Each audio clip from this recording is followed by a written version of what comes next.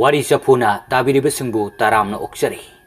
Ngasi amuk mayamgidmk pujarakliba wari macha sigi maming NUMITTUGI THAUDOK. Wari asi pepena thabirakpa wari ni.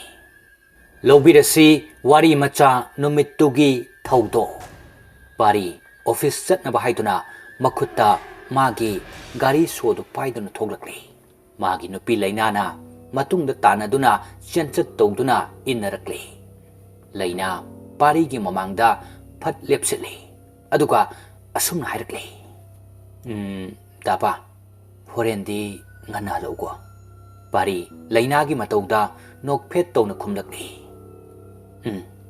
halaktoini aduga horen nangi surprise um pidoini laina harauna aya yam harawi asumna pari su chatkre laina su harauna imungda changhore matam mana kana su ngaibidabana second amadagi minute amadagi pungja khara asumna sum hokibana numidangi pung 8 makai tarakpa adwaidani pari magi office tagi yumda hallagi haiduna thoglakle pari chatna makutta siriba gari duda amuk yengi mahak gari du yengna machinda asumna soli as pungsidi nganan ke to pasi hekti ati asi hairaga pari magi gari du start tawna na bohonai adubo pari na phana kanna gari du start tawna bohona rabasu gari du di start hoba ko buleitre pari magi gari na start haudrabada machinda asumna soli as pungna pung thengmane gari na mukai dore habano yara roiside gari so office da adum thamlam lage aduga bus tara kaino halage natradi ngasi aigi surprise ko loina chaini pari asi hairaga magi gari du office ta thamlamduna tholakle pari asum makhong du yamna thuna thangduna magi office lairiba adumdagi khara chatlaga leiba bus stand adumda lakli adubo laibak thibadi pari na asum lakpada nong du kanna hekta akhak araw ko loina na chu tharakle nong chu tha oibana suni nong shitsu adumak hekta kanna maikei khangdana silakli pari masu adumna torokpa adudadi ingbana tasanduna makhut anidu lonaduna chali aduga masindasu asumna soli is ingbana su yadre karino ngasigi numitsibo as saten su yorkmanate haksangse su loine hek chole ai hidausi ngasigi pari asi hairaga asum lakpana mahakna lakliba bus stand du madu yore pari mafam du yobada mamai du isuk suk takre aduga asumna matom ta haijei kainege ngasisibo asuk ingna isasi thak niklaga bus stand sidabu yoradi haina laklisi karimte kanade Myam side kaino akhoi loina ai dongna gari yadra jalo bus stand si mi lefongba leiti aime as pela bane kai tu paile adom nong si chot pata bane bus lakli bawa asumna pari tu yamna bit leitana makhong du tapna thangjinduna bus stand dugi mamangda lepsali pari tu asum bus lakpa ngaibada pungkhai mukti hokre nong du su chuba lepte hena dum kansilakli akoi bada leiriba miyam sing du su magi thokpa nong du puthupli pari masadu asum nong cholakpana ingbana suluere masadu ingbana cheng khaibagum thak nikle pari masadu ingba asum henjelakpana makhada tasinduna ningang phamthai pari ngai hakti adumna ningang phamthaduna lei adubo khanghoudana pari na adumna tasinduna phamlingai ngasaidagi tariba nongdu magi mapada khak lepkhibagumna tawri pari adumna torokpa adudadi karino khanna mathakta yengkhalagli adubo pari na yengkhalakpa matamdadi nupa amana pari ki mapada satin kuptuna lerami pari madu ubada phuk haugalai aduga pari du nupa du da haipet yengi adubo nupa du di mangda mana yengliba adumda adum yengduna leiri nupa du yengbada kari su tawdaba amagumna lei pari su nupa du gi matawda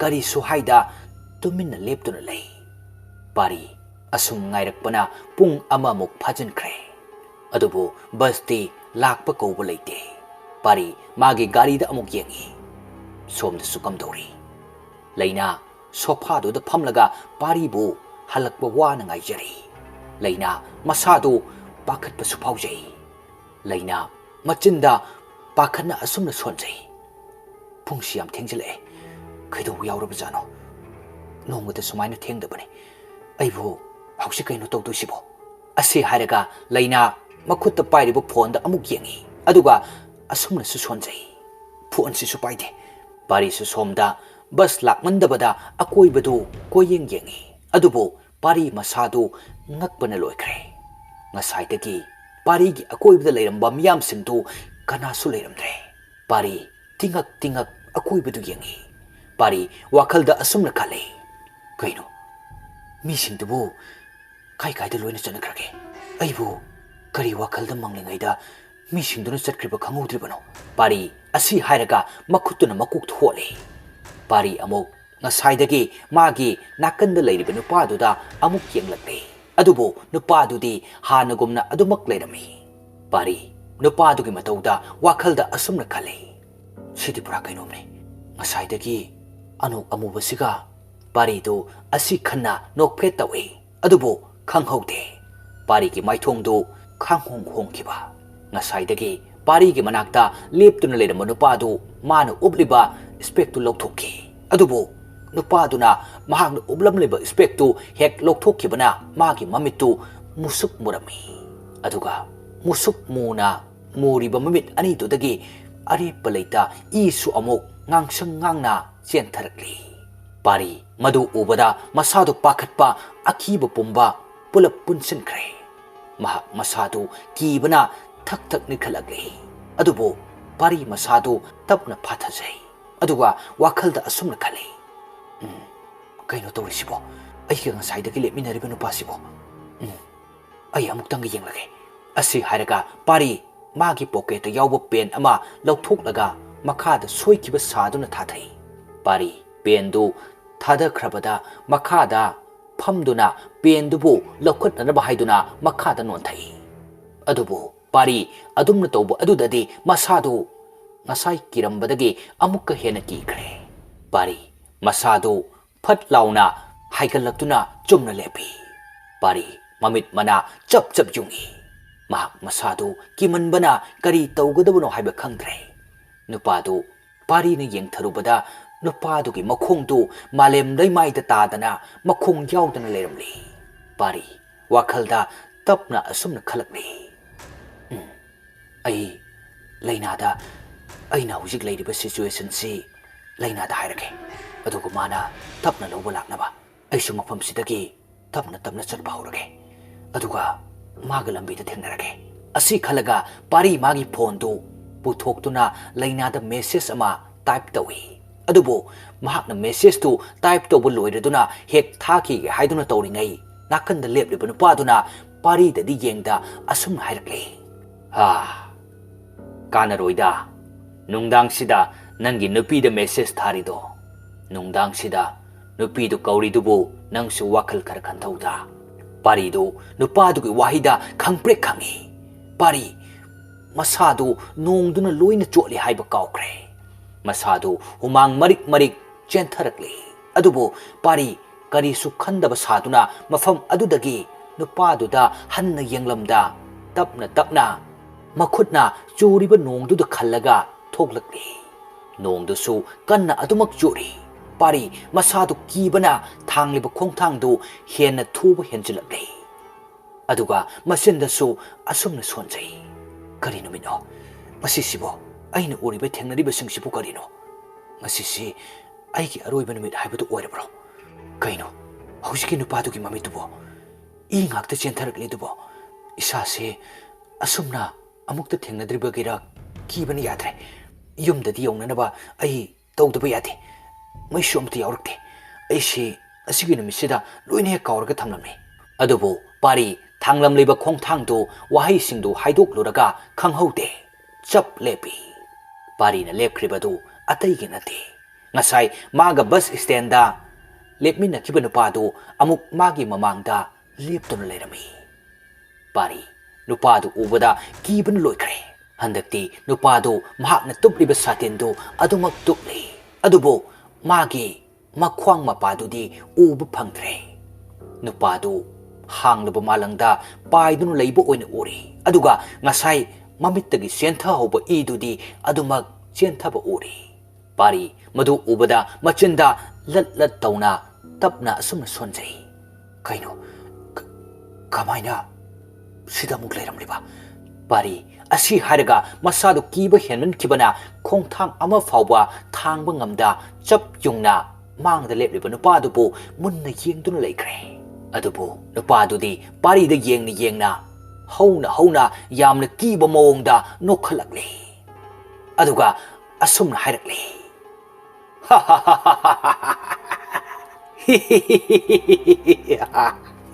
Pari nangbu yamna yangna thuna yawninglabo.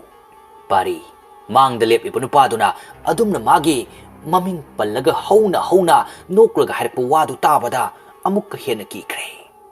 Masadu kibana hanadagi hena nikhalakli. Pari mamit mana chap yungi. Aduga wakhalda asumna khanjai. Kaino sidi butne kaino aina husik tawgadabase makhongsu yawde mamit ani sisu I lepa leita sentari. Pari asi khalaga mahakna leiriba mafamdugi akoibadu koilei leiduna yengi. Adubu kanasu lambida chatpa udre.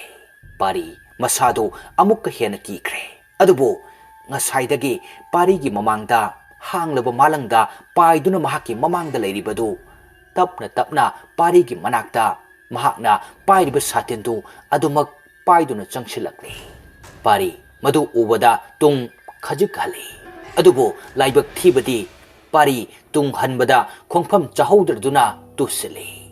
Ayo asi haraga amuk mamangda yenglakli. Aduga mahakna amuk yenglakpasidadi nupadu leiba udre. Pari machinda tapna asumna sonjai. Kaida chatkre hauski nupado kaida mangre. Asi haraga pari amuksu mamitu koyot otuni yengi. Adubu kanasu mahakna leiriba lambiduda chatpa udre. Pari madu ubada makhada yengthaduna sordu amuktang sangna hondokjai. Somdasu leina thariba sofaduda phamlaga magi mapuriba paribu halakpa ngairambani. Leina asum phamlambadagi magi mamangda leiriba phone gi screen du ngalakpadudadi tap launa paikhatuna yengi. Leina lakliba message tu changduna kanagino haiduna yengi. Leina chongthokliba number du ubada nokphet tawjai. Aduga machinda asumna kana takini matagum tapna sonjai. Phone tawa paibidrasu magi message sidi thaba lepde hausik phawe nahanwai pakhang laisa oringai matamda tawkiba adumna. Asi hairaga leina parina tharakliba message tu fat launa sangsinduna yengi. Adubu leina message tu hek ubada masadu swai lawi. Message ta parina leina ai office tagi khara chalaga leiba bus stand da asai tagi gari do yadadana bus ngai don leibani. Ado ai yam kire ai isa si kanum tore amukta sigumba I thenadri. Aina leiminari se mina taba mali makhong yawde. Aina makhada yengtharubada nang ai amukta lobulao. Aina hairise phaki nate ko asembane. Ado lakpada nasada mai amadi yawro. Leina message tu parubadagi masadu pakhatpana yadre. Mahak masadu pakhatpa hen kibana mitlu anidagi pi marik su tapna chentharakli. Leina masadu su parigi khanbada thak nikle. Mahak tasengna wakhaldu yamna ware. Leina phamlambadagi phuk haugatli. Aduga mahaki gari so yandrun leiriba adumda lakli. Leina magi gari so du lauraga magi gari thampham adumda laklaga start tawkre. Somdasu pari nupadu leiramdabada mahak masadu phuk haugatli. Aduga amukhana makhongdu thangduna chatpa haukre. Adubu handakti parigi makhongdu tusin kibada sokibana sekle. Pari makhongdu seklabasu yumda yahorabadi haiduna adumak lakri. Adubu pari amuk khanghaude. Mangda yengdun leikre. Pari ki mangda ngasaidagi pari ga lepminakiba nupado amuk liptuna lerami. Pari madu ubada ima pari asi hairaga mai leithoptuna hekta kan lauraga chelai. Adubu pari adumna kanna chelakpa aduda amuk khudi thijinduna tusele. Pari makutto khajik upatpana I kharas thokle. Adubu pari soklibadu madu khaludre. Mahak amuk phuk haugatuna makhongdu sekna chatpa haurakle. Pari ki tungdasu nupadu hauna noklaga pari ki nakyeta koi pai pairi. Pari su madu oi. Adubu pari madu yengbu yadi haina khanduna chumna mana yengliba adomda yengduna kanna chele. Nupadu di adumak hauna noklakle. Aduga asumna su hairi. Pari karigino chelibado ai nang tanaba waye jenkino ware ai nang tanaba satin si punna tuminasi karigino nang na chenkribado ngasaidagi nong thuminnaramlaga as pari ngai kho haiba nupadu asi hairaga hanadagi amukka henna kanna parigi akoibada paiba helakni nupadu amuk parigi mangda phat lepsalai aduga magi mangaktu prek theklakni amadi makut masa singdusu prek mangaktu thekpa adumna theklakni amuksu mangaktu khanghaude makhada phat launa tari pari madu ubada masadu khangprek khangi pari du kibana mamittagi mapi taba horakle nupadugi mangaktu amuksu khanghaude phat launa paikhatuna pari gi akoibada koi pai aduga hauna nokli amadi masadusu amadagi ani dagi mari dagi manga asum tawkibana mikupta second amada pari leriba mafamdu nupadugi hakchang ngakta ngaikre pari madu ubada masadu gyan mangle pari ngai hakti masasu gyan mangna makhada tadum laikre pari tapna mamitu pangthorakle adubo pari na mamitu panglakpadadi nupadu laptakna leplaga lerami pari masadu madu ubada khangprek khangna phuk launa haugatli aduga tung onduna kanna bokhongdusu sekna chelakli pari na asumna chelakpada mangda bus ama laklibadu urai pari madu ubada maithongdu haraubagi mami amadi tarakli pari maithongdu khajik nokpet tongna bus leiriba adomdu chenselei adubo kadumdagino khangde masing khangdraba miyam sing ama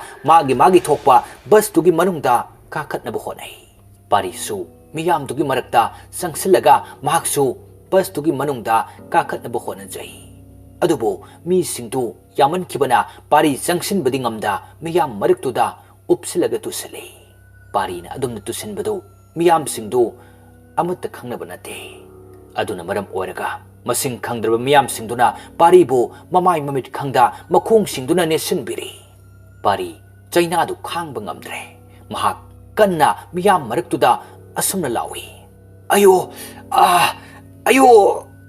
ima nele amukta nopio nele adubo pari na phana kanna adumna lawjarabasu kanana su tabiramde pari wana miyam maraktuda chaina khangli pari masadu wabana suloire pari yamna wana miyam maraktudagi thoglaknabu honajai khanghaude adubo laibak thibadi magi makhongi mathakta bus tu tapna thaugalakli pari makhongdu nabana wana lauduna chaina khangi pari na adumna wana chaina khangni badu ngasai maga bus stand da lemin na kibanupa aduna pari gi mapa chap chana mathakta koi pai duna hauna nokli mahakna noklibadu pari natana atai kana sutade nupadu pari da yenglaga hauna yamna akiba mawongda noklaga asumna hairi